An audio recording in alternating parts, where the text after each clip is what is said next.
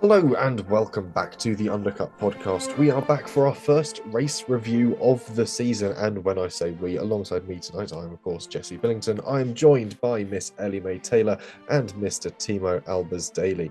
How are you both? And have you recovered from the wacky sleep schedules that only really Europeans moan about when it gets to the Australian Grand Prix? No, because I then went to a Kim Wilde concert last night. So got back at about 11:30. So what got up at I did have a nap in the day. But what got up at 20 to 4 to watch the race. Back in bed at half midnight. Ouch. I, on the other hand, did three all-nighters and pretty much didn't sleep at all because I thought it was a good idea this was going to be, and then I didn't immediately regret it. It wasn't as bad. Friday night. This is the thing. I don't even know what day some of it was at this point, but Friday night, I think Saturday morning was the worst of it because you had F3 and then FP3 and then F2 and then qualifying, and not much of a gap between all of them enough to give you a sufficient time to nap. So you just kind of had to get on with it. So then go to bed around 6 in the morning, wake up at 12 because your body's going, why are you still in bed at 12? And then try and go from there. So jolly good fun. And I'm going to do it probably again for China and Japan because I'm crazy, I guess. That's the kicker, isn't it? It's like, oh, I've got to wait another week for a lion. Oh no, can't. We've got China. That's why I thought I'll just make it really bad and then just do it properly. If I'm going to punish myself, embrace it. We have China, and then we've got at least a week off before we go to Japan. So you Mm. get a week. And Japan isn't as bad because it's just Formula One. Yeah, and China's not all that bad either because it's only F1 Academy we've got to try and squeeze in alongside it, not F2 and F3. And it's a sprint weekend, which means I automatically don't care and I'll watch the highlights on Channel 4 instead of getting up for it. So in some ways, I'm over the worst of it already. But I think it was an interesting experience. And the Saturday to Sunday was not kind because it had then the 10 p.m. Formula 3 race on the Saturday night still. So your Sunday morning starts on Saturday and it just really confuses you. And then you sit up until about 2 a.m. listening to Alex Brundle talk about ducks because the F2 race has been cancelled, which is excellent. I can recommend it, and I now know much more about Australian woodland ducks than Australian I wood care ducks. Yes, yeah, care to imagine. But yeah, very detailed ornithology conversations about various Platyrangus species. But there we go. Um, so we've all largely recovered. There wasn't a huge amount of news to come out from the weekend. The big headline sort of piece from it was the latest Formula One film trailer has been released, and we finally get some shots of Brad Pitt at Daytona. We get a shot of Brad Pitt in a 1991 Lotus, I think it is. It's the Lotus from the 1991 season. Lovely yellow with the blue camel livery to it. So we've got a bit more of an idea of the time frame for quite how all these drivers are sort of functioning, how it's all coming together. I think someone did the maths. Essentially, was it you? no, someone else actually. Someone else figured out that if you took Jackie Stewart when he started the Formula One team, Stewart, he was younger when he did that than technically Brad Pitt's character is being portrayed as. So yeah, we're looking at someone who is very senior in their years coming back to the sport to compete against a rookie. Yeah, You want to be careful. You're dancing around the edges of ageism. I'm not dancing around the ages of edges. I'm dancing around Oh, the you're just going straight for it. sport. I mean, you look at what the oldest driver on the grid did this year, and clearly not coping well with the giant time differences, immediately crashed in the race. So I You think could blame Pierre Gasly for that, and straight away as an extension, it was quite a way into the race. I don't think If we're going to be pedantic about it, Quite into blame the Pierre race. Gasly for Fernando Alonso just binning he it. kicked up the gravel just beforehand, and then Alonso goes immediately over it. So you could make the argument if you wanted to. I I'm not bet blaming him personally. I'm just saying there's an argument to be made for I bet George Russell thought that's karma for you. Yeah, it. almost certainly. I love the I'm sure he's not that petty anyway. He's above such things, surely. it's the on-off relationship George Russell has with Fernando Alonso because sometimes they're sort of out together in the clubs, and then sometimes they just seem to absolutely hate each other, and then they go back to like going out to like a club Well, in Monaco or something. this will be something you're familiar with, Jesse, because I'm sure there's some sort of erotic fan fiction about the two of them, and you're probably the well versed of the three of us in that genre for I, motorsport. So you let I, us know on that one. I haven't read erotic fan fiction for quite some time. Five But he minutes, has five, done it. 10 minutes. I don't even have an AO3 account these days. So yeah. But anyway, I don't even latest know what one of those is. No. clearly not online at all. But anyway, the F1 trailer is out. I'm It excited. looks great. Cinematically, it looks incredible as a film. I will give it that. It looks like it's going to be an exciting film, and I think I'm just going to have to watch Admit it, it. you heard. I mean, Ellie-May, I know you've probably still not watched it No, I because, have well, watched you. it. Oh, you actually did watch it. I Fair have. enough. Seeing as it was in Right. our notes, I thought I'd better watch it. I thought I was it going to just say, did. Mm. I thought it just looks like Days of Thunder, but Brad Pitt and F1. Well, Days of Thunder is just Top Gun, but NASCAR. Yes, this is essentially the third I version mean, of I'm Brad up for Pitt and that. F1. And there is also the Sylvester Stallone Top Gun, but IndyCar. So this is like sort of the fifth retelling of that same story. But They better have a good song with it then, because you've got Show I Me. mean, you say about a good song, they used The Chain as the music for the trailer, and if that was not a good idea, then I don't know what is a good idea because that was a great idea. it's a good idea. I got to have And a look. Jesse wants to dislike it, and he No, I can't, don't and want. it's It's killing not that him. I don't want to dislike it. I like so many of the creative decisions this film is making. I love the effort that's gone into it cinematographically, editorially. A lot of it to me really appeals. There are certain bits that are jarring. One, Brad Pitt's character's age. Two, why the hell does he seem to have a relationship with his female race engineer? Or like that feels You'll have to watch the film and find out. We're not going to tell you everything in one go, are we? no, Spoilers. but everything That's else what gets you in the cinema. everything else about the film actually looks quite exciting, and as sort of a bit of a cinephile, something I will enjoy watching because the creative process that's gone into this has been incredible. It's got some great names attached to it. Jerry Bruckheimer, who's doing is it Hans Zimmer that's done the theme Yes. for it? He is a great score sort of composer when it comes to these sort of things. Think about some of his best work. He worked with Klaus Bede when it came to doing the Pirates of the Caribbean stuff. He's done a lot of nature documentaries. This guy has scope, and from what we've seen so far, it's looking great. I do think as well that Ferrari have incorporated some of the film angles to their car already. You look at some of the filming footage that you saw from Fiorano, I think, when Lewis made his debut, and some of the placement of the cameras on there look like one that they used in the film, and I don't recall seeing them in F1 footage anywhere before then. And I wonder if his involvement in the film's there as well. And I look at Jack Doohan's Alpine, it's similar to K-Max Haas last year. The positioning just behind the cockpit of the camera is slightly further back now and gives you a bit more scope, and it looks a lot better than the immediate one there that most of the cars have. And it feels a bit more. You the get that speed that you got only in the trailer, but you now get it in the actual racing, which is weird that it's gone that way round. But I like that we've now got it in a few different ways.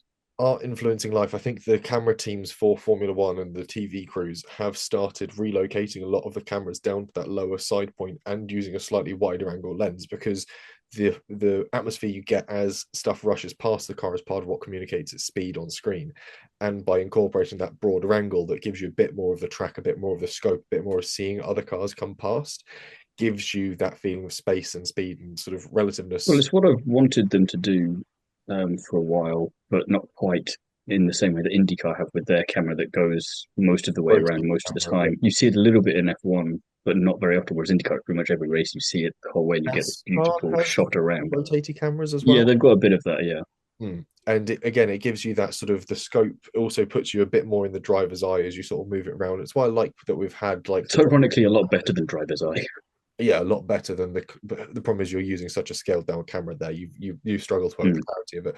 But I know with the filming of the F1 film, they have the cameras rigged ahead of the drivers and shot back, and it was down to Brad Pitt and I can't remember his co-star's name to sort of rig and fire off the cameras when they're doing some of the shots. So you did have these cameras that gave you like a lower down looking into the cockpit style. But again, a lot of it has sort of reverberated out. But a lot of this, I will maintain, you can stem back to Grand Prix, the 1966 film, which is phenomenal. And I do recommend people go back and watch because that featured Everyone. Hill in it, everyone from the 60s that was racing, the fact that the effort that went into it, the fact that it was very hugely backed by, I think, Honda at the time, and the fact that a lot of the actors actually got good enough at racing that they were starting to turn competitive lap times. I know Carroll Shelby did a lot of the driver coaching for that. So all of a sudden, I think it was James Gardner might have been the actor in this one. Was able to turn competitive lap times with sort of the midfield of the 1966 racing teams.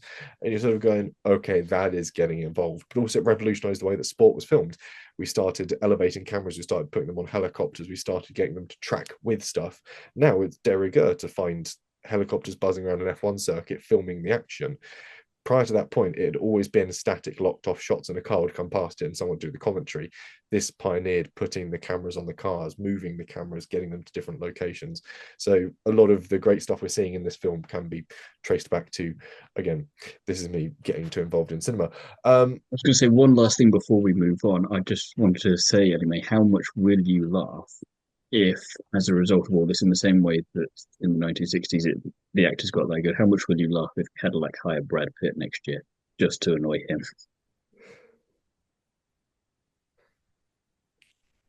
I don't know. I'm just so She's pessimistic. torn between it's silly, but it would annoy Jesse. I'm just so I don't know why I'm so pessimistic against this movie. I just am. I blame Jesse. You started this. You were pessimistic from the start, and you've clearly No, worked up. I think it stems from watching the Ferrari movie with Amelia and picking apart that, and now I'm just like, Different director, a whole different I know, and it's kettle of not based fish. on like true story either, Hmm. but I think, And I think everyone expected a certain film with Ferrari that they didn't get, whereas this one, if that turned into a character study, we'll all be very surprised. Yeah, we'll see how it pans out. I'm So that's a excited. bit on the fence of the decision if they hire Brad Pitt or not. We'll come back to that. Silly season. That would be the silliest of silly seasons. Anyway, we'll focus a bit more on the weekend at hand. And the big headline coming out of the weekend, aside from its actual results, is the fact that Max Verstappen loses his championship lead, which he has held since the Spanish Grand Prix in 2022. It is a phenomenal amount of time. It's something like 1,000 days that he has technically never been usurped from the top of a championship. And Lando Norris now becomes the first McLaren driver to lead the championship since Lewis Hamilton did in 2012, I think it Well, is. Yeah, so we're seeing a few changey bits come through this season, and it's exciting. It's getting us off on the right foot. If you're a script writer, this is how you'd be doing it. But again, depends what the script writer writes for China. Hopefully, something better for Ferrari. But yeah, what do we think about this very, very early sort of shoots of a potential flowering of something exciting this year? I it's don't think inevitable now. I can take it. Hmm? I don't think my nerves are going to take it. I think it's going to be stressful this entire season. Yeah, it's definitely going to be one that's going to keep us on tenterhooks. I'll say that much. Timo? Not much to add, really. I think it was inevitable it was going to happen at some point, and I'll be surprised if it doesn't change several times over the course of the season. It's going to be one of those seasons I feel where it is close, but the entire Grand Prix I feel can be summed up by the still photo that was taken from the race of both Piastri and Lando going off as the rain was coming down, going, these are great drivers, don't get me wrong, but they're in the best car and they're going off. And just in the background, you've got Max Verstappen dragging that Red Bull to places that it clearly doesn't belong in. And you're going, that's why this isn't going to be straightforward this year. Yeah, They we've were got first onto the scene, though, to be fair to them. At least Max could kind of see them going off and think, I I don't better think it back would have off. mattered. I think it plays a huge advantage. You watch someone else go It's skittering. an advantage, but I don't think Verstappen would have been caught out either.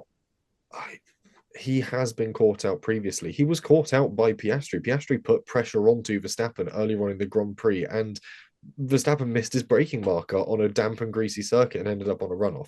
Like, Different situation, but yes. it's not a different situation. It's the same Grand Prix and the same group of drivers. Same Grand Prix, same, yeah, but it's not, oh, it's suddenly started here and I'm distracted by that. He's focusing on the driver ahead of him. He's not fighting a driver at that point in time. He's just getting nearer to them. But it's that thing of he's not going to be completely untouchable this season. There are going to be moments where we're going to have to accept that I all of wouldn't say it would be. the fallibility of Max Verstappen is a much more tangible thing and something that needs to be factored into the way that we discuss his performances. We can't just go, it's Max Verstappen dragging a tractor up there. I think every now and then we are suddenly going to notice, because he is no longer in that best car, those moments where he does make the difference, but also those moments where that difference is noticeable. We started to see that with Sergio. And I'm saying that there's also not a guarantee that because you've got the best car, the McLaren, that you're going to be able to just swan off into the distance as both have improved in that corner. No, that was all I was saying. Sounded a bit more bootlicky towards Red Bull, which I think is something that people me bootleggy to Red Bull, I don't think so. No, but this is something that I think is going to become an incredible part of the discourse around this season, is as everyone goes, oh, look at what Max Verstappen's able to do, and you sort of go, yes, he's able to do that because he's a generational talent, but we're still going to start seeing those moments where it falls apart. And it's that difference as to when things start to fall apart that seem to set apart drivers. That was long the discussion that was held around Sergio Perez when the car had to be sort of worked back a few steps against the field to try and find a better development pathway. They went the wrong way, it got stymied.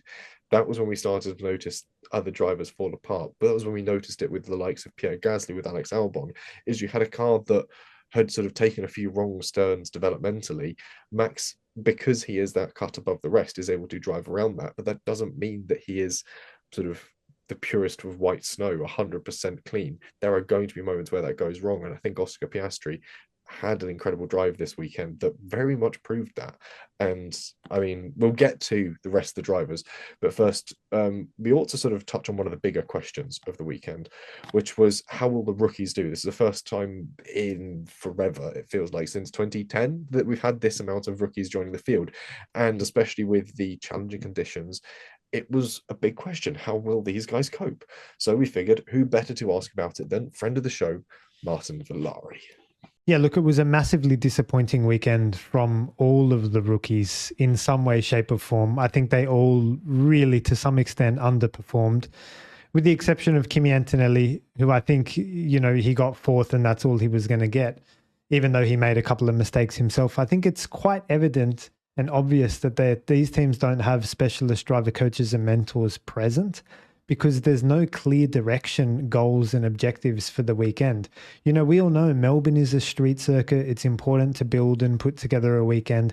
It's important to complete the weekend, and particularly when it's raining in a street circuit like Melbourne, it's important to just stay alive. And these are basic mindset kind of philosophies that each of the rookies should be holding but aren't holding. Now, I don't necessarily blame them for that. That's more got to do with the team and who they employ and who their advisors are. But I think sometimes the teams are too heavy on the engineering side and not heavy enough on the human side. Now, technically speaking, with Ollie Behrman's crash in the practice session, obviously it was just in the change of direction, getting a weight transfer from the left to the right, and then coming across the car, spinning the rear around. And then obviously the left rear on the grass on the entry into braking into turn 11. But then all of the other issues, Bortoletto's crash, Liam Lawson's crash as well. Antonelli put right rear on the grass in the race as well. So these some of the other crashes like Hadjar's and Lawson's was just about really slow speed throttle introduction when the steering wheel is not straight, when the downforce is not active, introducing the throttle in the right way. The likes of Hamilton, Verstappen, Norris, Piastri, these guys know that in those traction zones, the cars are very clumsy. You just need to stay alive. You've got 1,000 horsepower underneath your right foot, zero downforce active at, 0 to 40 kilometers per hour. That's the most critical part. My advice to all of them moving forward would be not to try to be a racing driver, because that involves being quick, being erratic, being on the edge, being on the limit, none of which will serve you. My advice to all of them is try to be a champion. And that's a totally different mindset, because that comes in with methodology, with thinking, with analytics, with curiosity, with problem solving, with delivery of results. And I think if they think in that way, they're more likely to get favorable outcomes. Some interesting points from Martin. How do we think the drivers are going to be sort of learning from this, picking up on this, or do we think that the teams are too sort of rooted in their ways and unwilling to change the way they sort of frame their drivers' focuses across a weekend.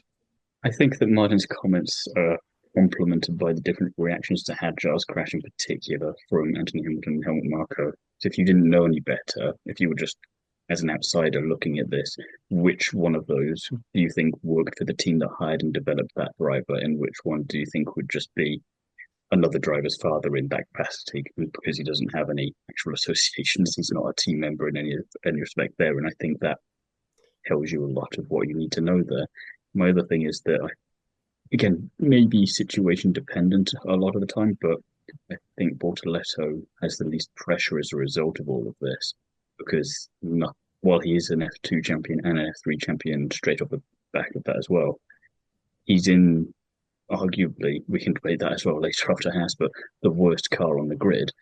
So there's no pressure on him in the way that there is on someone like Antonelli, in the way that there is on someone like Lawson and Hadjar to that extent because of the program that he's in. And those are just interesting things which I was thinking about when listening to Martin.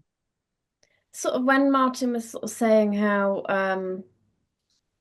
they need driver coaching to teach them that in these, how to cope in these conditions. And then he sort of compared it to how Norris and Verstappen and whatnot went round. I think it's difficult to compare them, that kind of thing, because it's like, yes, I will always say that maybe drivers do need a driver coach or someone like, how Lewis had Angela Cullen for so many years. But at the same time, you can't replicate what happens on track as such outside of that situation. So I think the only way they're going to learn from these is experiencing them in the races themselves. And unless you get those experiences in the race, okay, it's quite unfortunate that it was the first race of the season. I think it's a good thing it was the first race of the season, though, because just throw them in at the deep end. They got to learn quickly. We had this with Behrman last year, but I mean, I know he crashed in Baku, I think, but after that, whenever he turned up in the same Colapinto straight away, they had like comfortable-ish runs, and then Brazil comes along and just goes, no, I'm going to show you what Formula One's like sometimes, and we're just going to throw you into a wall. And if you don't have the experience or the capability to deal with that, then you're gone. And as Australia showed again, even if you do have all of that, that's not a guarantee that you're going to get out of whatever slippery situation you're in unscathed, as Alonso showed. So I think, unfortunately it was the first race, but glad now because it's kind of the worst time to do it. There's never a good time to make those sort of mistakes, but the best time to make those sort of mistakes is the first weekend, because especially on a track that none of them have really raced on before, in conditions that are incredibly challenging, on a circuit that had been largely resurfaced as well, so it did not have a lot of rubber on it, that would have been washed off, with a lot more painted lines on it.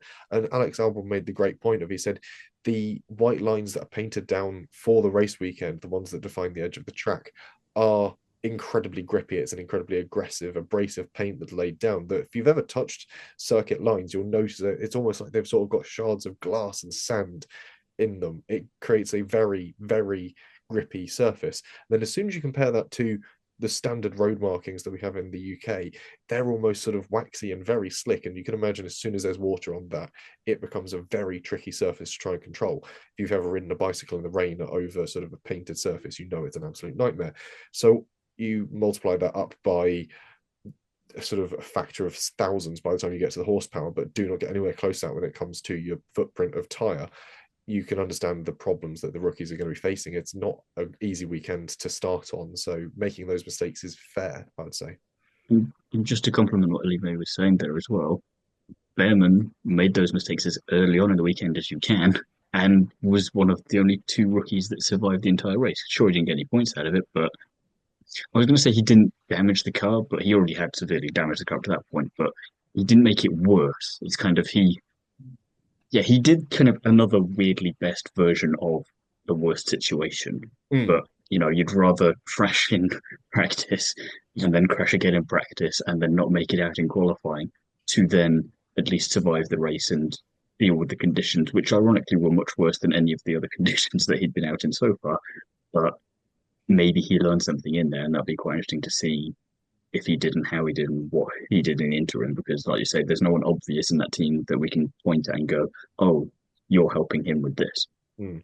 I think with Ollie, it's a good one because in the dry, the breakaway conditions, the breakaway levels for those cars is that much higher. So when the car is going to snap, when it steps out, when it loses traction, you're pushing it further beyond its limit. So you're more comfortable when it starts to do that behavior at a lower speed, at lower throttle inputs. So you're more able to then sort of try and fight it back. Obviously, you're dealing with a far less sort of greater period of traction. So you haven't got as much time or necessarily scope to catch it, but it's operating on smaller inputs. So you've got more reach to gather it all back up again.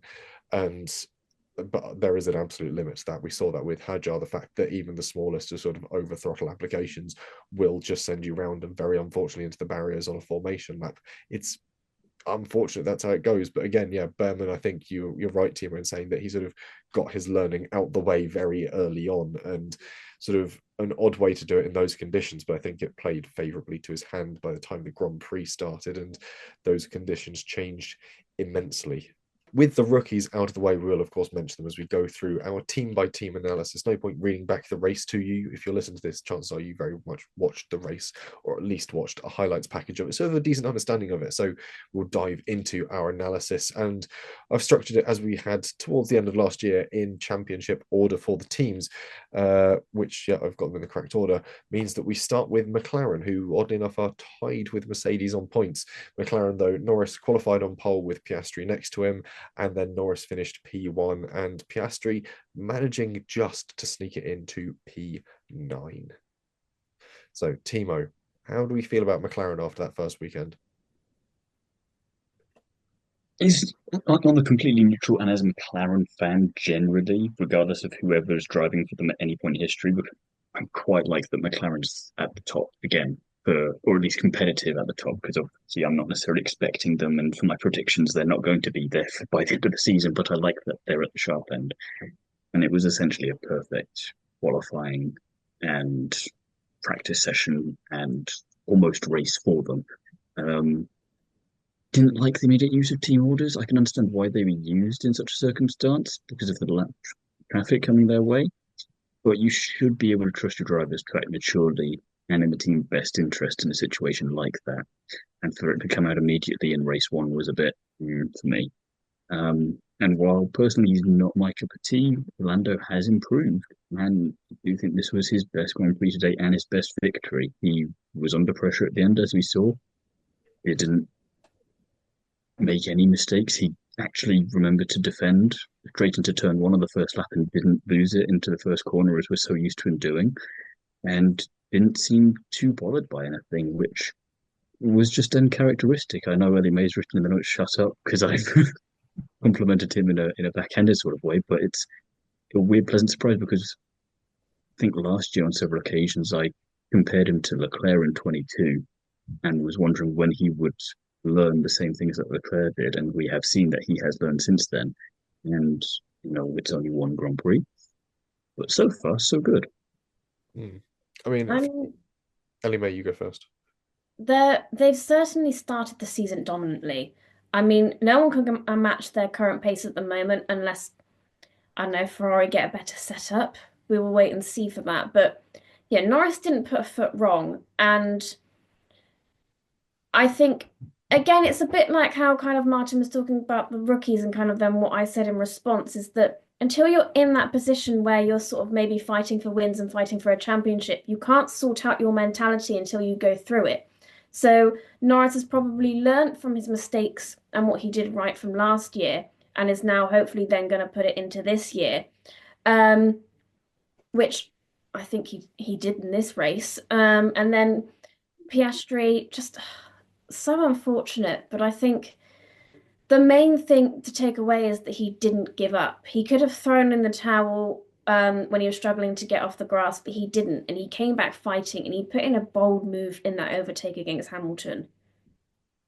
Jeremy Clarkson coming in to save the day there. His tractor reversing skills paying off.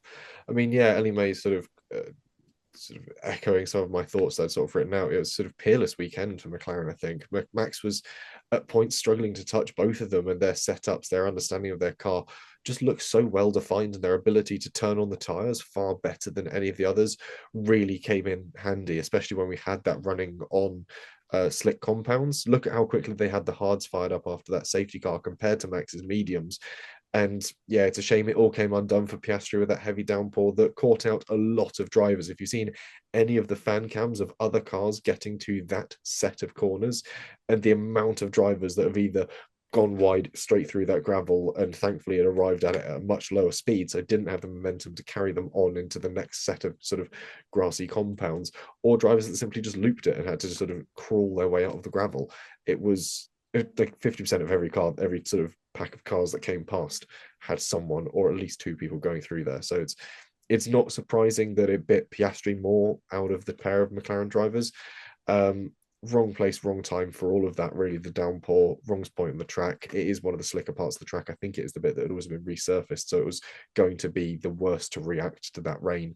And yeah, then trying to extricate yourself from the slick grass on slick tyres in the rain is never going to be easy. And yeah, like Ellie-May said, it would have been all too easy just to throw in the towel, lob the wheel from the cockpit and storm off. But I think there's something to be said for his... It's not Piastri.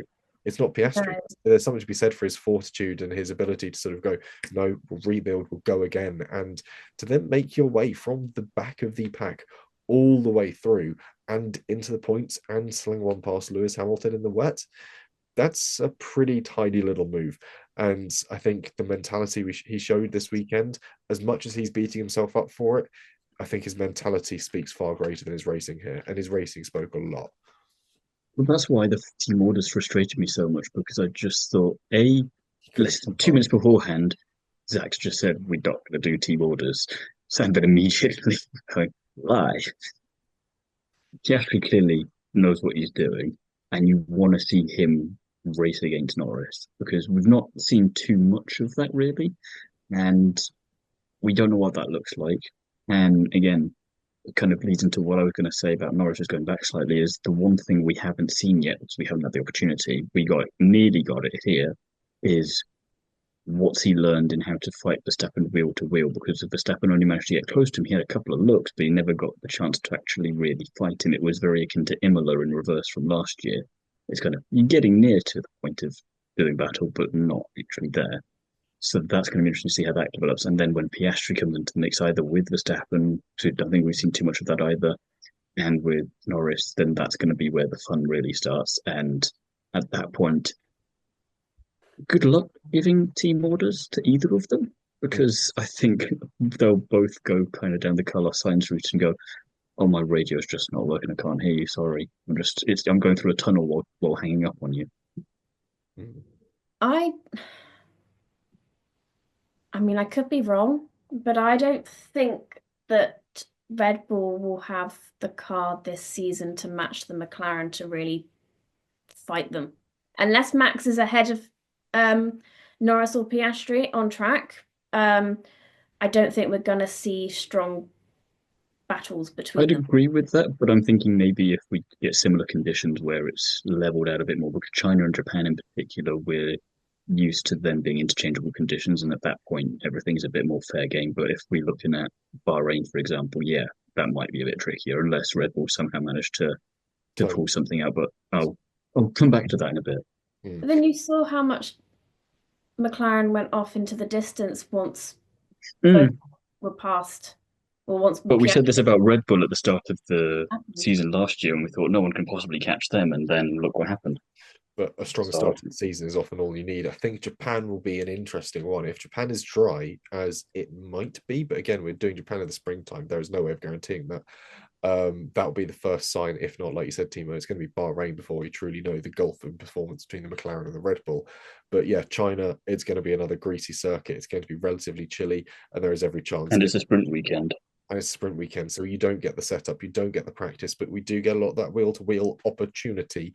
Whether we see the McLaren going up against sort of Max, we'll wait and see. But Max is fighting sort of single-handedly up there. You look at the McLaren, they have got two cars that look like they're going to be able to consistently perform up at the spicy end of the grid. But you need them to play together and not against him if he comes into it, and that's where the trick is going to be. Yeah, there is a lot to see, but all in for me, McLaren are carrying on their championship winning ways from last year. And while I'm worried for dominance, I do technically like their ruthless performance and would like to see more of it, see how they're able to hold on to it. We know how Red Bull, we know how Mercedes can control a championship. How can the modern McLaren control a championship? That's what I'm looking forward to. Meanwhile, tied on points at the top of the standings, on was it 27 Seven. overall. We've got Russell who qualified P4 and Antonelli who qualified P16 and then went on to finish P3 and P4 respectively. It's of course Mercedes. Timo. I think the only team that can actually be truly happy with this weekend. Russell, very anonymous drive, but one we're a little bit used to from him at this point in some respects when he's really dialed in. He had some minor issues in FP1, but apart from that, just went really well for him. We barely saw him on the coverage, and that's usually a sign that you're doing all right. Antonelli did drop the ball crucially in qualifying, but as we all know, it doesn't really matter where you start, which is really probably a theme of this episode in a lot of ways. It's where you finish that counts, and he was impressive. I've obviously been on the fence about him for a good while, and I think I'm still on the fence, but I'm more leaning one way than the other right now because credit where it's due, he did a very, very good job. Both drivers in the top five, they're kind of in their own league as they have been Mercedes for most of time since 2022. And I think they maximized the potential that they had without making any critical mistakes. Russell, I don't know if it's too soon to say this or not, but a little bit like Norris, he reminded me of Leclerc in 24 when it finally showed that he'd learned a lot of lessons from past and he was now applying them. So I'm quite happy with it. And though Antonelli, the one thing I will just say on that one is that while obviously qualifying only matters so much, I did laugh when Bortoletto of all drivers knocked him clean out of qualifying straight away because I just thought, oh, wouldn't it be fun if Bortoletto somehow managed to oust Antonelli and then about 2 seconds later he did and went, oh, fair play.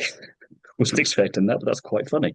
Yeah, Timo, I certainly echo your points on Russell having a slightly anonymous performance, but I think given the weekend, if you're flying under the radar and coming home with a strong set of points, anonymity in this scenario isn't bad. And Antonelli, not just because we can't see you in the rain. No, and Antonelli, the absolute standout for me, a rough qualifying that just didn't pan out his way. And like you said, Bortoletto getting the pinch on him in that session.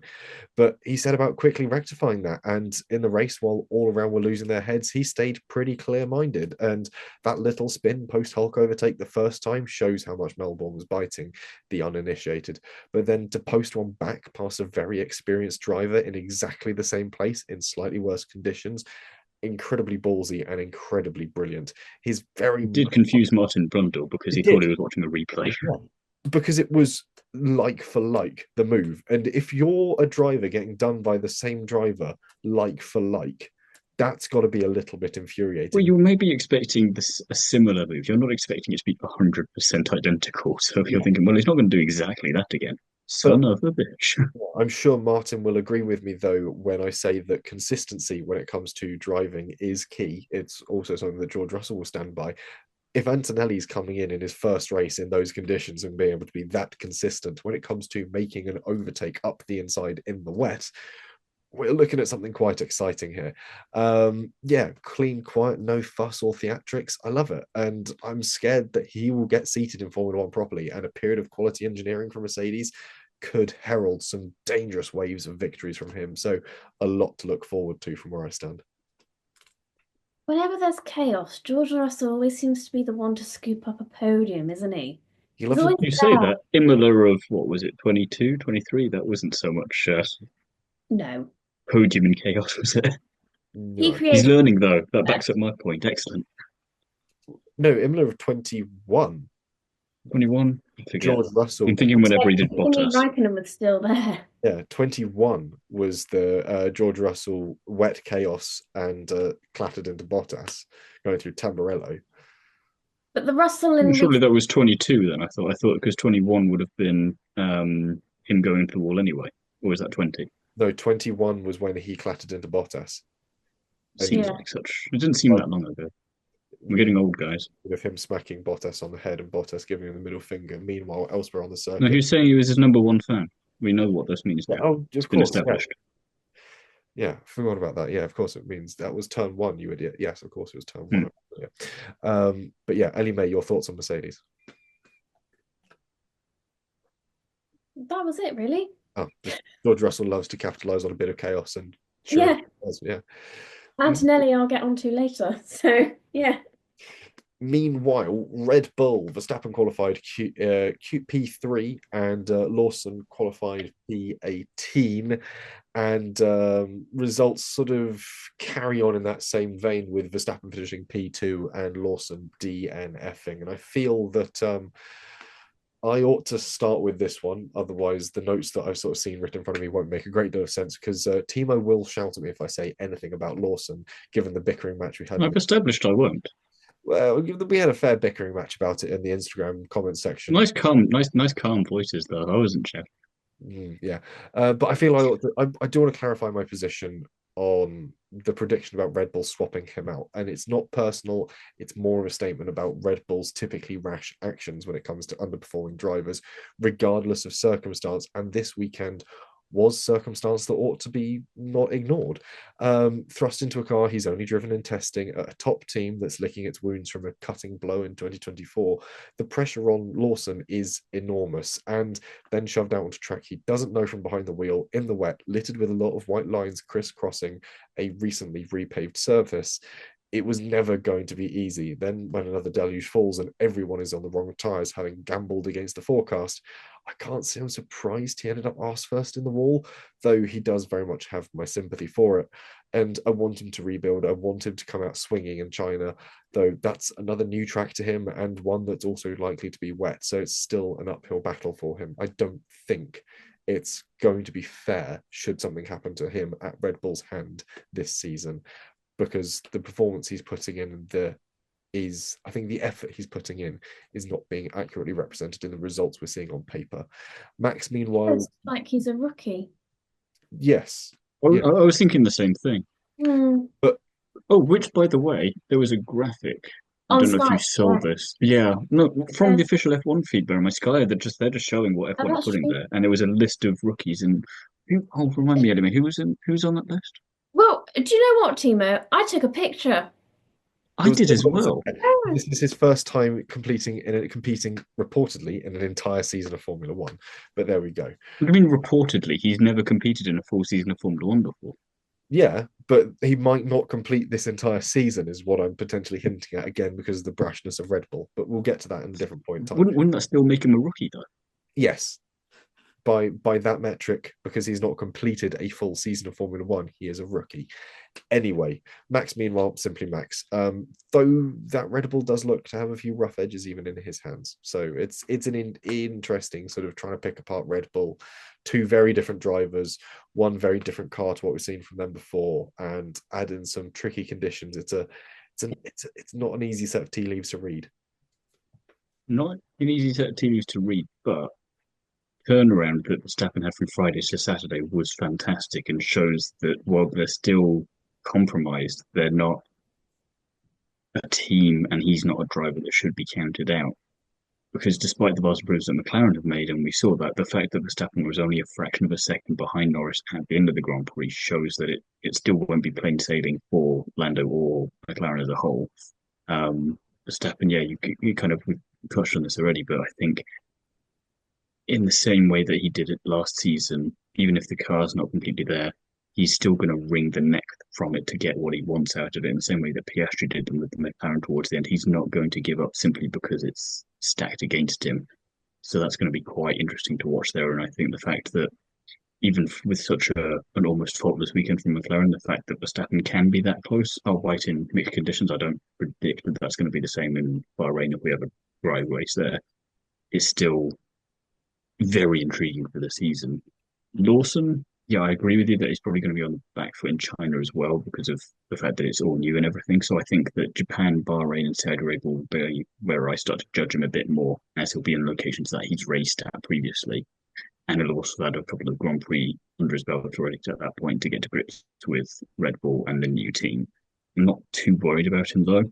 So I think he's someone where he's in that second seat, but I don't think there's the same pressure on him that there is or has been with other drivers before. Perez, obviously vastly experienced, was not expected to be able to beat him. He was expected to support him, and I think that's all that they want from Lawson.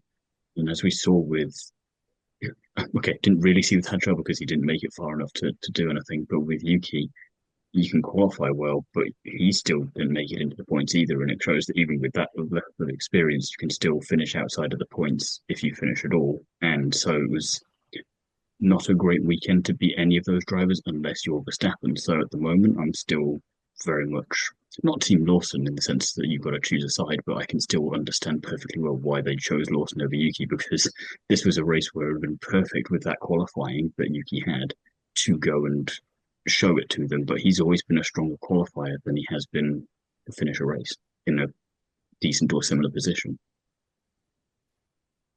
I kind of reiterate kind of what you're both saying, and I'll admit I thought this Red Bull was going to be a pig of a car this year, but I think Verstappen has proved why he's a world champion. He can make the car work even in the trickiest of conditions, and like you both said, I'm gonna give Lawson the benefit of the doubt. Mainly because he was on slick tires on a wet track. Others went off when they were on the right tire for the conditions, let alone the wrong ones. Mm. It's a mixed bag, and Have you also seen that Verstappen's become a father to Kimi Antonelli? there are so He's many. getting There's so many sort of the juniors that just sort of agglomerate to him. However, I think the age gap to from Verstappen to Antonelli is the same age gap from Verstappen to Kelly Piquet. So 8 years, is it? I believe that to be correct, although I can't think of the numbers off the top of my head, but they are. I'll leave you to ruminate on those figures for a little while. Meanwhile, after Red Bull, as I scroll down the list, we get to Williams next, which is an odd place to find them, but a but joyful. everybody likes this. Yes, yeah, Yeah. no one's complaining.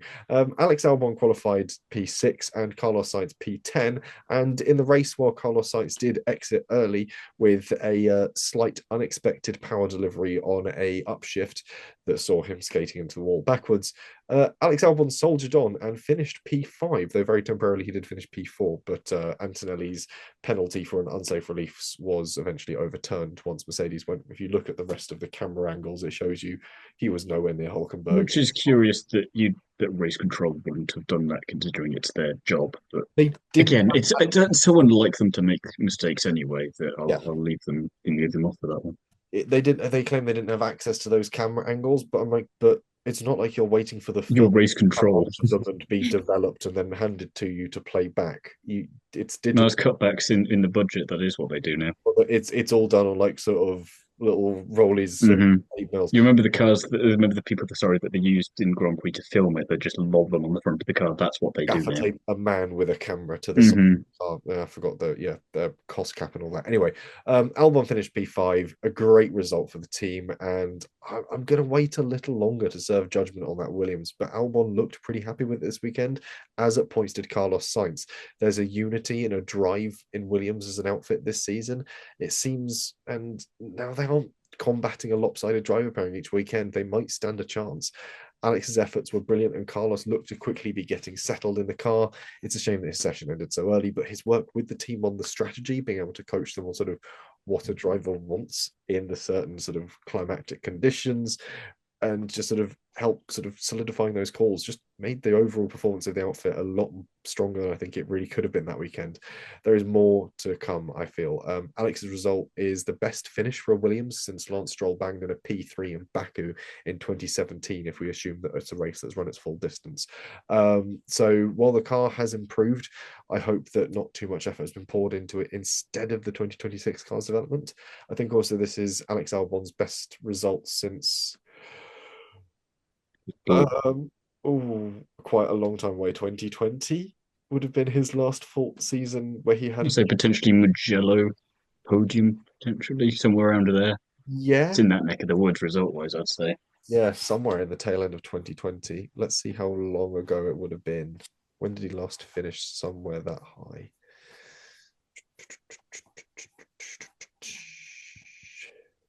So his 2020 season with Red Bull, he finished P4 in Abu Dhabi. So there we go. That's about where it would have been. Yeah.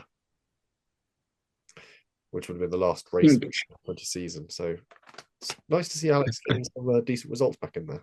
I think like yourself, but not at the same time because I've passed judgment a lot sooner. I didn't want to let myself get carried away in free practice and qualifying because they did absolutely phenomenal in both of them. Not yet, not yet. Wait for it. But then they did it, and okay, yeah, Sainz was unfortunate, but I'm again not worried about him. It happens, and Albon's finally got a teammate who challenges him, and if this is the result, then Williams could go from strength to strength this year, and there's so much potential that even at circuits that will naturally turn to be more challenging for them. I think the key evidence of that is that, while Sainz was obviously out of the race very early on, he then pivoted immediately and ensured that he would be there to help make sure that Albon could bring home the best result for the team possible with his strategic insights, which must just be refreshing and reassuring for him that he's now got a team that actually listens to his strategic thoughts and opinions and then applies them. So that kind of dynamic immediately is so just nice to see, because it's this thing of, we know as Williams that we're not going to be at the sharp end. We're not competing for Grand Prix wins and championships. We just want to get there. We can figure that out later. As Ellie-May, you were saying earlier with McLaren, it's kind of, you've got to go through those motions when you get to that stage. You can't go through them sooner. So they're maximizing what they know and what they're trying to get to in the meantime. And we're kind of on, what was it, 2014 Williams territory at the moment, or we're getting near to that. And that's quite a nice thought. I'm praying that Australia wasn't a fluke for this team and that's their actual pace. Because I think if you look back at the last few years, that car likes Australia when the drivers aren't crashing. Most cars like the circuit when they're not crashing. No, but it's been a track that previously Williams have been good at. So I kind of hope it's not just like track specific. We'll find out soon enough. I know. But I think even if it is track specific, there's enough circuits this year for them to still make a step up. They got 17 points in all of last year, and they've already got, 10 off the back of this now? So the fact that they've done that in one race, it's kind of, as we're going to, the same with Sauber. It's kind of, even if you do badly, you're still probably going to do a shit ton better than you did last year. Yeah, and they've got good drivers to do it with as well. So yeah, 10 points here compared to 17 last year, and in 2022 they only scored 8, so they're doing a lot better than that. So yeah, it's a jumbled up, shook up world for Williams, as it sort of is for Aston Martin, where it's sort of jumbled up and shook up because these are not the drivers we expected to do those things. Alonso qualified 12th, Lance Stroll qualified just behind him 13th. So far, so normal. Then Lance Stroll finishes P6, not hugely out of the blue, but Alonso DNFs, drops it in the rain. Easy mistake to make when you're a rookie. Yeah, this is true. Got to remember he is a rookie. I've written over the hedge in my notes here because Lance Stroll reminded me of Verne from the film of the same name. As soon as he gets over said hedge and wonders what on earth the place is that he's just discovered and how on earth he got there, because that just felt like Lance Stroll in P6. Everyone, including himself, were going, how on earth did I get here? This isn't where I belong. This isn't where I usually turn up. So I don't want to say the sentence, but I'm going to have to say the sentence, credit where it's due. He somehow managed to get there. Alonso, a lot like Sainz and various other drivers, I'm not worried about. It happens. But Lance Stroll, as we fear for Williams, I don't think that it's going to be a one-off result for them. I think this is more likely to be a one-off result, and normal business will be resumed next week. And hopefully he doesn't go into the back of any Aussies for no particular reason. Stroll just got on with the race quietly, really. I mean, there was no heroics, but there was also nothing to moan about either. He likes a greasy track. Think of sort of Turkey in 2020. Well, to be fair, he has a good race every 4 or 5 years, and now he's filled that quota again. So if he's still around in 2030, that's when we start got to worry about him next. I mean, it's his daddy's team. Of course, he's going to be there in 2030. But yeah, I mean, yeah, Lance likes a greasy track, provided you ignore Brazil last year. And there have been some other heroics from Lance on sort of wet or surprisingly changeable conditions. He did a lot of karting up in, I want to say, Yorkshire when he was young. So he will be used to sort of wet, cold, greasy, unfavorable conditions. So no surprises there. And yeah, last year he earned 24 points all in. So he's already earned a quarter of last year's tally, which is quite impressive. But yeah, that's surprising error from Alonso, but proof that the wet curbs and the lines around the park bite even the most experienced. The midfield scrap this year could be one for the ages. I'm not saying the Aston Martin's fast, but what I'm saying is that Alonso might be able to sort of joust about with the other teams that we've seen enjoy a bit of a turnaround in performance and prospects, namely, possibly, maybe very small chance, also kick Sauber. Bortoleto qualified 15th and eventually DNF'd. Hulkenberg qualified 17th and would finish 7th, which means that the team has outscored itself from last year. Nicely enough. Immediately. Yeah. Who knew we would be talking about them so soon and before Ferrari? Yes, the highest finishing Ferrari power. Don't expect that to carry on for too long. Yeah, it is. It is Well. baffling that the team that is essentially just a giant advert for online gambling finished higher than the people who give them their engines. But there we go.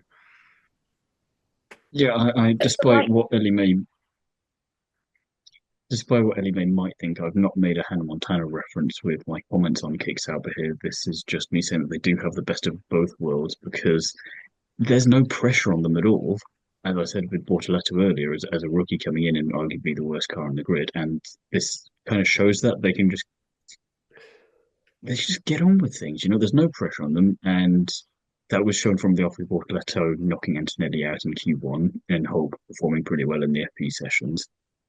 In the Grand Prix, like most of the rookies, Bortoleto had a baptism of fire, needed it. They all do, because then they can get on with learning and get on with things for next time. But I do wonder if the lack of pressure or expectation on both drivers for this year is giving them freedom to go out and just do what every driver wants to be able to do, and that is just drive. And you saw that with Hulk in particular. He doesn't care at the best of times. He just gets on with it, and you've got to love that about him. And he just did it, and like you say, gets points, immediately outscores combined outage of a team from last year with two drivers. And if you're Bottas, that's just smart a little bit, but is also very amusing as someone who goes, I don't know why they didn't hire me. That's why. You didn't do that once last year. You couldn't even get 10th. Yeah. It's the one thing that really hangs over me for Stakes performance across the weekend was how Bortoletto's suspension was broken before he crashed. I think I need to sort of go back and watch the entire sort of lap or so. The wheel kind of came off before he'd actually properly, and you went, hey? It looked like he might have been able to save it had his rear suspension on the right hand side not just gone and skittered off on its own accord. He might have clipped a wall or brushed a curb slightly too strongly earlier on. That might have been enough to dislodge it, but everyone else has been sort of brushing walls and clipping curbs. So maybe it was just a carbon fiber control that hadn't cured properly.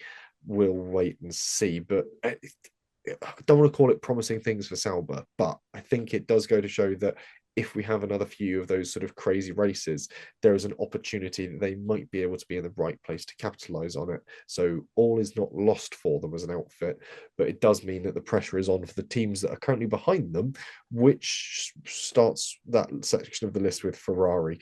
Leclerc qualified 7th, Hamilton 8th, not too bad, and then finished 8th and 10th respectively.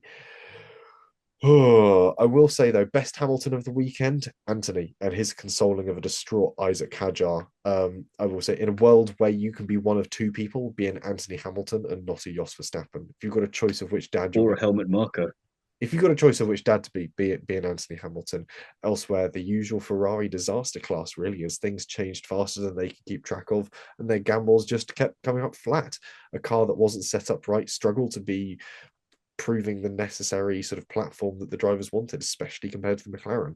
It's early doors, but I fear I could be in for another year of troubled Tifosi membership, especially if Brian Botzi's radio call of what was it? It was a classic bit of Ferrari team Yeah, radio, though. That was has to go down in the book of quotes and the book of wise words, as Leclerc said. yeah, that goes into the book of wise words. I'm like, This I've got a leak. What is it? Water. Do you know where it's from? Must be the water. yeah, it must be the water. Spiffing insight. Cheers, Brian, for that one. But yeah, I think this is the worst Ferrari debut for a driver for Hamilton since I want to say 2008. When who was it who joined Ferrari in 2008? I can't remember off the top of my Master of Kimi. Hmm. No, there must have been someone else. Was it 2008? It might have been before 2008. It was certainly within the 2000s. Brief pause while I do some thinking. I might be able to remember who it was. I think it was Badoa, but the 2000s seemed too early for that. Anyway, there was someone who has had a worse entry to Ferrari that, did not get on well with it. I mean, let's add that to the words of wisdom. Just about sums up their weekend for them, doesn't it? I mean, Jesus Christ. I mean, I cannot take away any positives from this weekend. I mean, at least Hamilton now knows where the K1 button is, but he couldn't even. Christ, that was such an annoying team radio. Like, my God, man, leave him alone. But the thing is he didn't even need to deploy it because he didn't have enough. Mm. He wasn't near Albon to deploy more energy for the overtake. I did like how polite he was, but you could hear the irritation creep in. It's like, please leave me alone. It's like someone just trying to interrupt your conversation. I'm just trying to enjoy my dinner. Just go away, please. I'm just trying to get on with things. Let's see how long that lasts. Oh, Just Timmy would be great on the as a race engineer instead, because you know you're just getting what you need, and he's going to leave you the hell alone the rest of the time. I was right. That's where the key is. It was Luca Badoa in 2009 because he replaced Oh yeah, Felipe because he came in from Massa. Yeah, at the European Grand Prix and finished 17th. So could be worse. nothing against Mr. Badoa, but we probably weren't expecting that much anyway.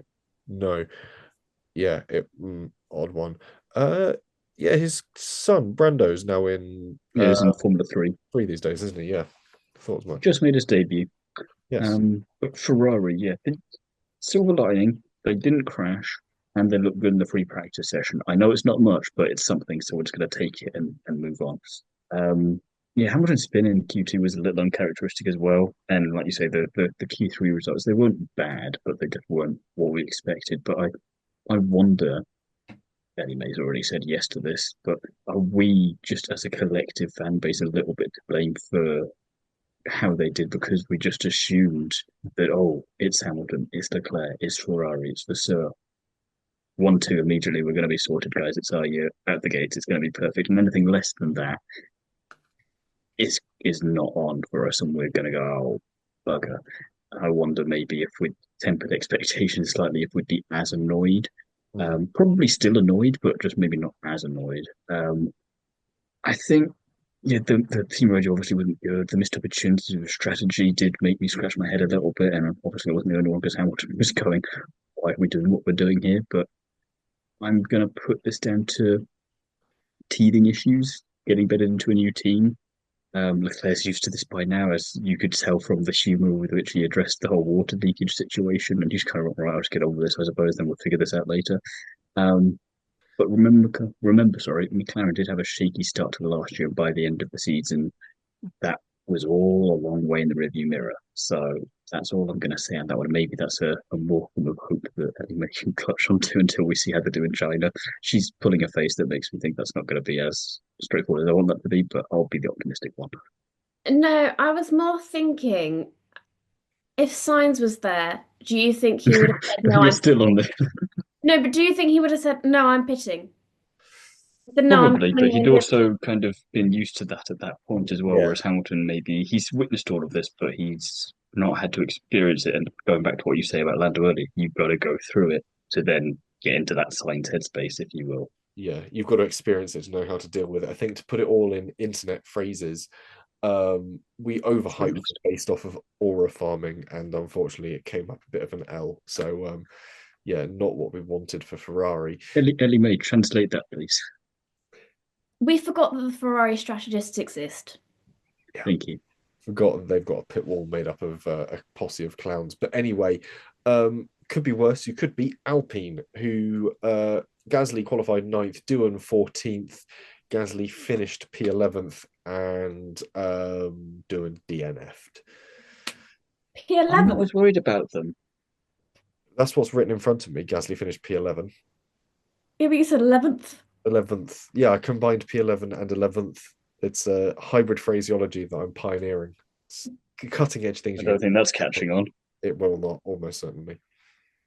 I'm not too worried about Alpine, and I'll tell you why. Because I think they're a great pairing. First of all, the haircuts lovely, matching.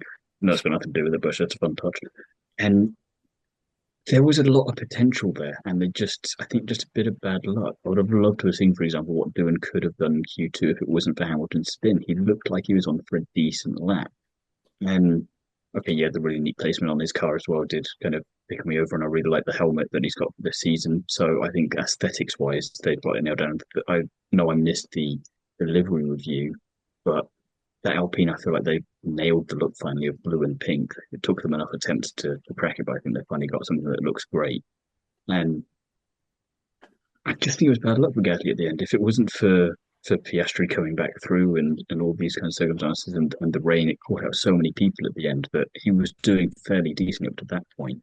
And doing, again, rookie, changing conditions, baptism of fire, stuff was going to happen. But I don't know, I've just got something with Alpine this year, whereas I don't want Briatore to do well, but I'm willing to allow it to happen if it means that Gasly and Doohan can capitalise on it, because I see something there that I didn't see with him and Ocon or with the entire outfit in previous years, and it felt like they still carried over that momentum from the end of last season. They weren't racing boys, they weren't Haas and Sauber for the good they had with this one.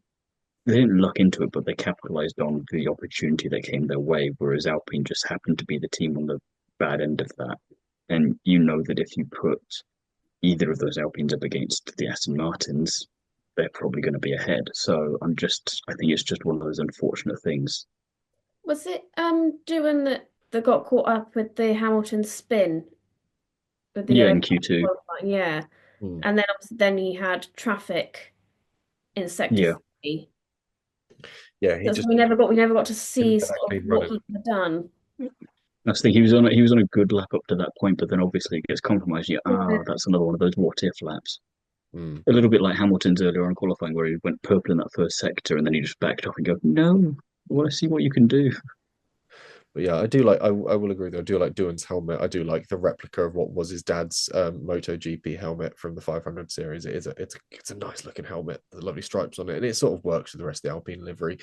But yeah, I do think that Alpine as well need to do better PR or come out better as a unified force, because obviously Doohan's got all these question marks over his future, and while he's a very strong mental character, because obviously his dad's a pretty strong mental character and it's transferred over as you saw, Alpine could do with putting it to bed, regardless of what's going on internally, give that unified force outside, because that just, I know there's technically no such thing as bad publicity, but there's also a lot of advantages to having a unified front and some good publicity.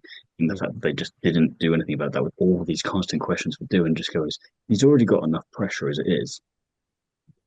You're the team that's hired him in the first place. Maybe yes, we are staying. Be on his side.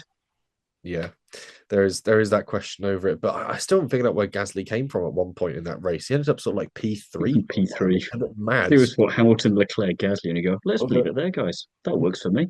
Where did that go? But yeah, again. Yeah, the car doesn't look terrible. It's just a shame that it bit the very inexperienced Doohan, who's only really known the previous car in warm, dry conditions, and then this one in similar conditions again in Bahrain. Cold and wet, not ideal for learning the ropes on a precarious car that's been set up, or so far, in a miscalibrated wind tunnel. So he's not had the best run up to this weekend, which isn't what you'd want for your home Grand Prix. And like Lawson at Red Bull Racing, my worries are not for his ability, but for the ruthlessness that comes from above and the ruthlessness that may be cut by Briatore. I want to see more from Doohan, and given what he's already shown this weekend gone, I think there is a lot more to be shown from him. He's a nice My guy. my only comfort from the four potential replacements for him is that Colapinto does crash as well and has proven that. Like he does good, but he does also crash. Paul Aaron isn't that experienced. Kushmini is better than we expected, but it's a big difference going into F1. And then the fourth driver, whose name I do know but Rio keep Haryanto. forgetting, that's the one. It's not going to be him. He's only really testing anyway because he's also signed on with McLaren for testing with them. So I Mm. can't see anyone putting him So into. I just look at who you could replace him with and go, what is the immediate benefit that you want? Colapinto is the best bet, but also he's proven that he can be good, but he's proven he's also very capable of crashing in the same conditions that Doohan just crashed in, If and Doohan worse. if Doohan stays clean, doesn't necessarily have to Mm. have huge stud performances, but if he's not writing off a chassis every other weekend, I reckon Which I mean, this crash didn't. I don't think it no, wasn't that bad it was a sort of crash. again, it was car goes There was round. a lot of crashing. It was hard to keep track of who did what. I think his was just sort of car goes round rear wing into a bump into a barrier. It wasn't Mm. like sort of obliterated. It might It be wasn't Colapinto Brazil. no, it wasn't all four corners off the car. It was sort of maybe replace a few axles and wishbones and a rear wing and a bit of floor. I don't think we're talking about sort of new gearbox, please. And we've only done one race. So yeah, it could have been a hell of a lot worse for Doohan. I think he's come out of this weekend, what was a challenging home Grand Prix for him as well, looking looking You could as be pretty happy with great himself. I as think you combine the physical challenge and the mental challenge off track, and you go, not too bad, kid. yeah, not the worst Say outcome. kid, he's what, 21. He's not a kid, but 122, something like that. good job, slugger. There we go. It's more appropriate. Keep it up, Ace. Uh, Meanwhile, we get to the penultimate team on the list, Racing Bulls. Yuki Tsunoda smacks it into Q5. Why have you written it as Q Q5. P5 or fifth in You're not qualifying? good with this, are you? No, because you've written out because I'm so used to saying Yeah, Q1. to try and keep it easy for you, and apparently it's not Just write simple enough. quali dash five. Qualifying came fifth. I would have thought the Um, Q would have worked perfectly well for that, but no, I'm because clearly the Q crediting you with you too designation much intelligence. the Q designation is already used for something else in what we're talking about. You're giving things too many names. It's like trying to press. Qualified in fifth, Q5. No, no. I Sonoda mean, yes. qualified fifth and ultimately ended up finishing in P12. Meanwhile, Isaac Hadjar qualified 11th, a decent showing from him as a rookie, but then immediately DNF'd on. Well, actually, no, he does not DNF. He DNF. I was going to say, I was so hopeful for a moment that I thought this doesn't impact my wild prediction because he technically didn't start the Grand Prix, and then obviously that didn't last too long anyway. But I just thought, I appreciate you doing it now and not later, No, unlike the other drivers. he did not start the races technically. His crash happened on the formation lap. And very much a story of what could have been. I feel so sorry for Hadjar, not just because of that formation lap spin, because also Crofty seemed entirely unable to say his name all race long. It's Hadjar, like jar, not You like can tell he Hadjar doesn't watch Formula 2 because the commentary for last year not having that problem once. whatsoever. Yeah, everyone calls him Isaac Hadjar as opposed to Isaac Hadjar. Is that because it's his name? Yeah, that's how you say his name. It's not a tricky name to pronounce. All the vowel sounds exist in English. Did the same happen for you that whenever you heard him mispronounce it, you thought of the Badger Badger Badger song? A little bit, yes. Because that kept popping into my head, which was quite annoying at that time of the morning. So I'm going, why is this the song stuck in my head now? Yes. Also, because I have currently got a trail camera set up in my granddad's garden to watch a badger that is currently digging a hole under. Hadja, Hadja, Hadja. Yeah, I'm going to have to rename the badger the badger in granddad's garden, the Isaac Badger, because that's quite funny. But anyway, challenging conditions for a pure rookie to start in, and it was likely going that way anyway, given the other rookies and how they fared. But I wanted for him to have a fair crack at it nonetheless. Sonoda seems really up for this season, and if he keeps putting in performances like these, Red Bull might pull the trigger, or another outfit might, given how Zach Brown was speaking about him. The VCARB isn't actually supposed to be that good this year, according to my factory insider, so this is regarded as a bit of a surprise for the team. And given that Isaac Badger was up there in qualifying, suggests that this wasn't a fluke on the half of Yuki either, with Aston Martin seemingly back to a competent base car, Alpine on the right path and Williams able to run with the pack, and maybe Sauber having a chance. There's a lot to play for this year, I feel. Oh, it was just unimaginably painful on both sides of the garage, to be honest. I mean, I think both of them did pretty well in qualifying. Hadjar being obviously the fastest rookie in 11th, and Yuki putting together a blinder of a lap to qualify in 5th. It just all fell apart on Sunday. I feel awful for Hadjar. I mean, I don't blame him for the mistake at all. It's so easily done in the wet on very slippery street circuit with painted lines everywhere. It was just one of those things. Equally, Yuki didn't put a foot wrong really the whole race. It was the strategist who kept him out in the rain for too long that then caused the damage and him to fall out the points. It was just a whole. I'll counter that a little bit just with the experience level he's got now, and because he's so embedded with that team, he maybe should have questioned it a little bit or have the authority or feel like he should leave have the authority. I mean, maybe he did and we just didn't hear it on the team radio. No, we don't obviously hear everything, but to question if that's the best decision or not. I mean, he's not known for not being outspoken, so I'm curious there how much say he got in the matter as well there. I mean, Yeah, but then we might just not know. you could say the same then about Ferrari. Oh yeah, but I mean Ferrari, Christ, let's not go down there again. We're already sad enough as it is with them. But yeah, that's that. If it's kind of thing, if Yuki should be able to do that, then they definitely should. And I'm not going to be giving Ferrari a free pass on that one. But it goes back to what I was saying earlier. You can be brilliant at qualifying, but that doesn't matter one iota if you can't translate it onto the Sunday. And yeah, Hadjar, unfortunate. But I don't think necessarily that that's the advertisement you want to give if you're Yuki either. I mean, it's great to qualify and it's great for Zach Brown to be able to shit stir a little bit, but if you're starting that high up and then being beaten by Williams, a kick Sauber, and Lance, I don't know how I got here, Stroll, then I don't think that's necessarily the way you want to show management why they should hire you. I mean, I'm not saying he should have finished 5th, but ninth or 10th would have been nice, and to be that close but no cigar again, it shows where his obvious strength is this weekend and where his obvious weakness is, and being in the same team for that long, you'd maybe hope for a little bit more. But I don't think the weakness was on his racing ability.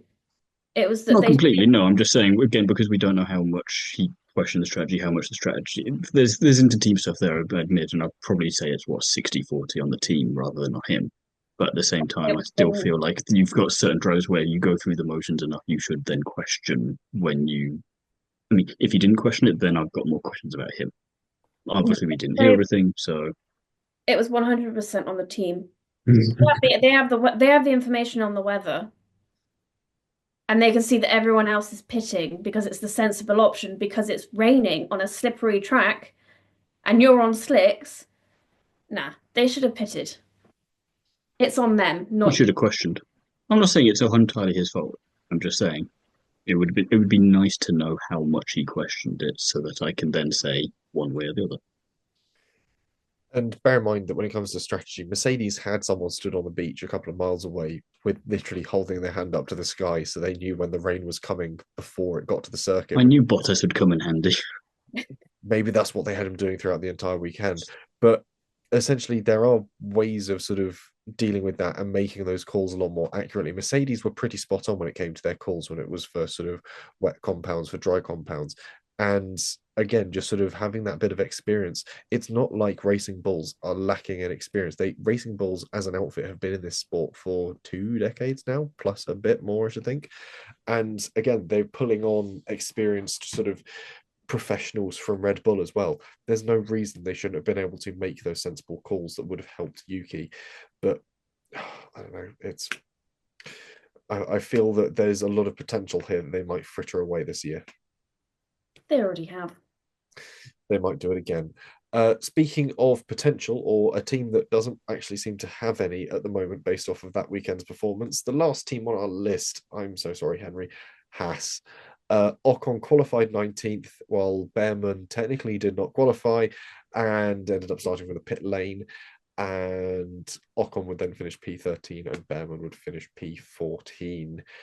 Pain. We're just being tested. Oh, pain is all I feel. I don't know who he was in a past life, but he is being tested. Yeah.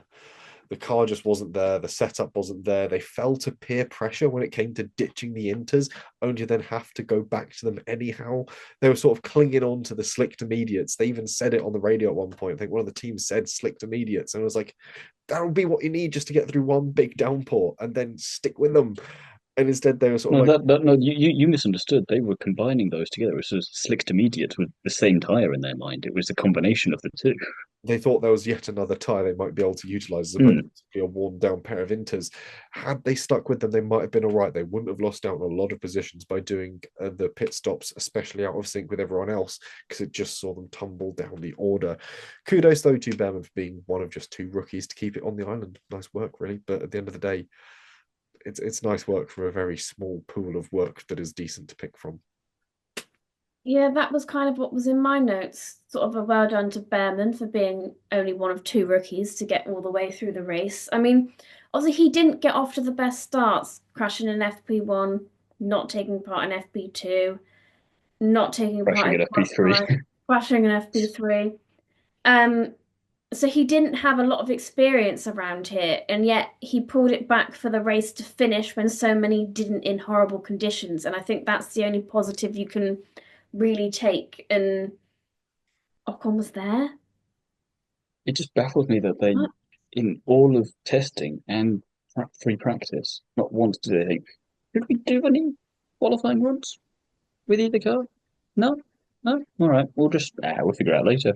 Oh, maybe we should have done that. Well, never mind. And then, like you say, Ocon was there, and you go, I was already not excited about that driver move in the first place, and now I'm somehow less excited for it. It's just so many questions of the whole weekend. You go, okay, all these teams have some positives to take from their weekend in some respects. You look at Racing Boys, you've got at least your qualifying was good. Your Ferrari, you go, you were bad, but you still got points. You look at, Aston Martin, you go, Lance Stroll somehow came through for you. You look at Haas, and you've got to go with the fact that you just didn't crash. And you go, that's kind of the bare minimum anyway, for most of the time, especially from an outfit that should know what they're doing by now. And I just get a bad feeling that that is going to be something that continues, where they'll finish races, but they'll be, dare I say it, the new kick Sauber. We underestimate how well Hulkenberg and Magnussen pulled that car through last year. Mm-hmm. Quite possibly. Well, again, it goes back to the question with Haas, with Williams, with Alpine, with Sauber as well. Car versus driver, and how much of it is one, how much of it is the other. And if this is anything to go by, like you said, Hulk and Magnussen last year show it's more the driver in that particular instance. There's just a lot to try and turn around for them, really. Anyway, with the teams sifted through, we'll dive into winners and spinners. And Ellie-May, I'll let you start with your winner first. I've gone for Kimi Antonelli. I think despite the struggle in qualifying with damage to the floor that was obviously cost him a lot of speed going down the straights, he put a great performance in the race. And, one of the few drivers to actually overtake in the race as well. And Australia is a hard place to overtake in the dry, let alone the wet. And with the good strategy that Mercedes had as well, he was able to climb his way up to 4th. And it's not bad from 16th on the grid. I mean, it's made him the 2nd youngest point scorer on the grid. And out of the 5 youngest point scorers, he's got the highest place finish. And that's against people like Verstappen, Lando Norris, who are the youngest point scorers in F1. It's a fair shout, and I think Antonelli's performance was one that was outstanding from the crowd this weekend. Timo, you've picked 2 for your winner. It felt rude to choose one but not the other, really. So Albon and Hulkenberg, we don't need to go into why. We know why. They did a bloody excellent job, so that's why they get it from me. Nice. And I've gone for Norris. It's a relatively obvious straight down the middle choice, but I think that his performance speaks for itself. Apart from that one brief outing into the gravel during that downpour, he was pretty clean and pretty determined this weekend. And I think throughout the way that he approached the weekend has been phenomenal. And sort of, I think his overall performance from sort of Friday through to end of Sunday was worthy of note and merit. So I think for me, he gets my winners trophy. Spinners, Ellie-May, yours. So I've gone for Racing Bulls, but only Yuki strategists, because Yuki had one hell of a qualifying performance and maintained that in the race until his strategist kept him out in the rain for too long. It just meant that he fell down the order, and it just cost them a huge chunk of points when they're really going to need it, being a midfield team. And my other spinner's Helmut Marko, for saying that Hadjar getting upset after his crashing out in the race was embarrassing. Emotions aren't embarrassing, Helmut. It was. You wouldn't know. He's never had any. It annoys me that he won Le Mans in a Porsche 917. Ruins the car for you. Mm. Timo, your spinner. Yeah, I think Diabolical. Just not a good weekend to be Haas. For me, Ferrari, you've got that driver lineup. This is your first weekend with it, and that's how you fumble it. I think we all expected better, and I think we also all deserved better. They should know better as well. It's our fault. Our fault, Jesse. We expected too much from them. Too much, but at the same time, your Ferrari, you should be able to do better, and that was yes, not. but we should know better as well. But they should also know that Lewis knows better. They should be able to trust him. Yes, but we've known that for ages. By luck. I'm still allowed to be annoyed by them, even if I do know better than to try and think positively about Ferrari. Anyway, predictions review. It was a point for each of you. No, 2 points for Ellie-May, 1 point for Timo this week. Ellie-May gets hers for Lando Norris pole and Grand Prix win. Timo gets his for fastest lap. We're still awarding points for fastest lap for Formula One. May not be.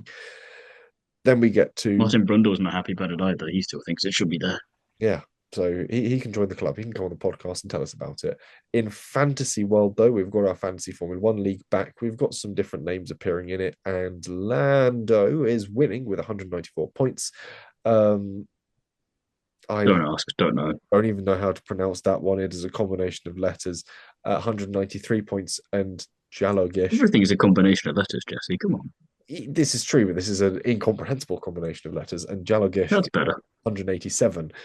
Meanwhile, we've done a bit better with Can't Grow a Moustache P4, Hopeful Heroes P10, Timo's podcast team. You say we've done better. I didn't put the points deliberately because it's abysmal from everyone for obvious reasons. Can't Grow a Moustache did well. Yeah, P4. Oh yeah, everyone from like P4 down there. Yeah. Red Bull Rejects P42. Ellie-May, this is one of your teams with minus 40 points. You should have seen. They've taken over from the Greatest Mustache, which was consistently last year. You've kind of done an accidental Team Penske tribute for IndyCar last year, who got essentially minus points off the back of the first round of the season last year, and then had to work their way back up. So yes, I appreciate the reference, but I don't think that was deliberate. Well, Jesse sent me the points that Red Bull Rejects got after qualifying, and they were my second highest team. Yeah, they look great after qualifying. I had a similar thing because that looked great for my first team, and then you couldn't have written it better or worse.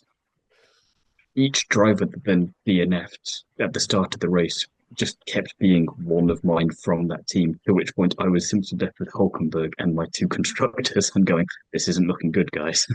It's not looking good at all. And I'm going, I really should have named this something along the lines of the Suicide Squad instead, because it feels more apt to describe how this is going.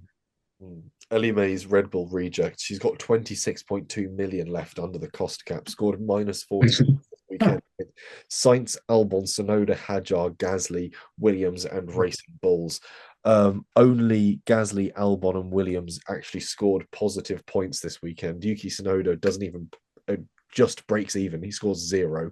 Sainz being double scores minus 38, and Hadjar minus 20, and Racing Bulls minus 10. I'm not sure which of your teams it was, Jesse, but I did look just to see the points breakdown, and I think it was Haas got 14 points for finishing, and then Alpine got minus 14, so it's cancelled each other out. Never mind. Yeah, I did have a few teams that sort of very barely broke even, so an interesting start to the Fantasy Formula One season. Meanwhile, over in Feeder Series Corner, we of course had Formula 2 and Formula 3 for the first time ever kicking off their seasons down under. In Formula 2, it's probably too early to really start calling things here, but it's an interesting season that's coming towards us, it looks like. Penalties that should have been served in the feature race from testing infringements have been dropped, though Victor Martins does claim his pole position points, as technically that was earned in the qualifying session. If you paid any attention across the weekend, you'd know that the wet weather caused the Formula 2 feature race to be abandoned. They did multiple laps behind the safety car, and eventually they just went, nah, this ain't happening. It was comical and worth staying up for, I'm sure, Timo. Oh, you know what? At that point, I'd got past the point of tiredness. It was day 3 of this slog, and I didn't mind at all. And got some excellent commentary from Mr. Brundle about Australian woodland ducks, as we mentioned at the top of the episode. So, what was there not to love? I was going to say, I would like a podcast that is Chris McCarthy and Alex Brundle just commentating on anything. Just like put them in a shopping centre.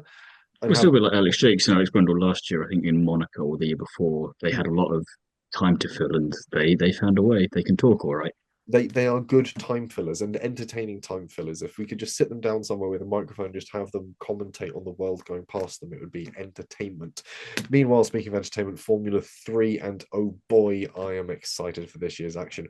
Roman Belinsky snuck up on me out of nowhere. Did not see him coming into the Noticed that. And little gem of a driver.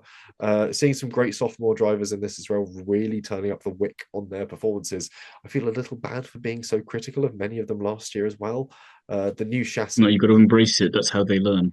This is true. They do listen to the podcast. They do come away more learned drivers from this. That new chassis looks pretty raceable, though. I'm looking forward to seeing how it settles and how. Curious, actually, for your thoughts, and maybe Ellie-May, if she's seen the car as well. From the back, they, to me, reminded me of a combination of cars you'd see in the Gulf Historic and the 2014-15 F1 cars. And I thought, sometimes they say, oh, we've got a new car, and you go, is it? You can't really tell. But this one, like, from the front, not as much, but from the back, I just thought, you look more Formula One-ish or more classic-y Formula One-ish. Let me see if I can get a shot from the rear. That and use it inappropriately. It's a little bit. A little bit. Certain angles, certain shots more than others, but I think if you it's more boxy. I don't know how else to describe it. Yeah, if you stripped a bit of the cowl off, so you had sort of the exposed exhausts at the back, I can see why it's a bit classic-y. It looks good. It steps in the right direction, I think, and it's providing a more interesting and balanced platform for the latest generation F3 car. So, yeah, it seems to have settled in a lot better than the F2 car did when that was introduced last. So, a lot better there. I can't remember what they're running. They're still Mechachrome 3.4 6 cylinders, aren't they? 380 horsepower, but they are now on what are they running? They're on 100% sustainable fuel now as well, which is quite interesting. And they've got a slightly different tire compound, I believe. They're on a slightly more sustainable compound, I think, as well for them. But anyway, that's the world of Formula 3 and Formula 2, which of course was launched this weekend, just gone, and the weekend coming. We're going to see Formula 1 Academy kick off its third publicly broadcast series. We've got a few returning faces. Second publicly broadcast series. Third series. We didn't get the first season. Broadcast, yes. And of course, we've got a lot of returning names, but also a lot of new ones as well. So some old scores still to settle. I'm putting money on Meyerberg for this one, I think, now that we've got a couple of other names sort of shuffling on. I don't know how well Doran Pan's going to go this year, but Meyerberg looks pretty tasty for a championship. We will obviously talk more about feeder series as the season goes on. We're going to try and do it as strategic points throughout the year and then talk about the main headlines and what we can remember and try and have a bit more of a discussion that way about it and try and bundle them all together. And so it's not too much in each episode. I'm just going to mention highlights between now and then if anything pops up. That's going to be yet another new approach. So we're going to try and crack this particular one for this year. We'll see how we go, see if we can make some interesting feeder series content. But that is all still to come, as is the Chinese Grand Prix. We're heading back to Shanghai in a few short days. You'll be recording it later this week, a preview for that Grand Prix, so I'll get some predictions laid down ahead of it. Otherwise, in the meantime, Ellie-May, where can the people find you? Trying to catch up on sleep between Australia and China. Put yourself on China time. It's the only way to do it. Yeah, it just Just sort of embrace it. slowly works you back to sort of European time. Timo, where can the people find you if they want more Timo content? Primarily at the moment, everything F1. There's some Australia F1 and feeder series content out for that, and there'll be some F1 and F1 Academy China content for that over the course of the weekend. Excellent stuff. And if you want more from me by the time you listen to this, you'll be able to pick up the last of last week's Classic Car Weeklies, or look ahead to the first of this week's Classic Car Weeklies, which has a big preview of the Classic Car Restoration Show, which I will be at with Bridget the Midget. We'll be in Hall 5 on the Classic Car Weekly stand. There is plenty There's a lot of restoration. Not a restoration undergoing at the moment, but I will not be working on it across the weekend. I thought that was you going, that's not a restoration and you can't call them that anymore. Not allowed to call them that. They're works in progress. But yeah, I'll be at the NEC over the weekend, but I will be enjoying the Chinese Grand Prix fitted in around it. Otherwise, I'm down at Goodwood on Wednesday. If anyone listening to this is heading to the HRDC track day, I'll be around there. So enjoying a lot of classic cars going zoom around a very beautiful circuit in hopefully spring sunshine. And then hopefully I will also be going zoom in a classic racing car with Le Mans winner Tom Christensen giving me some pointers on how to enjoy a classic racing mini. Otherwise, that's all we've got time for on this week's episode. We'll be back with a preview for the Chinese Grand Prix in a few short days. Thank you very much for listening.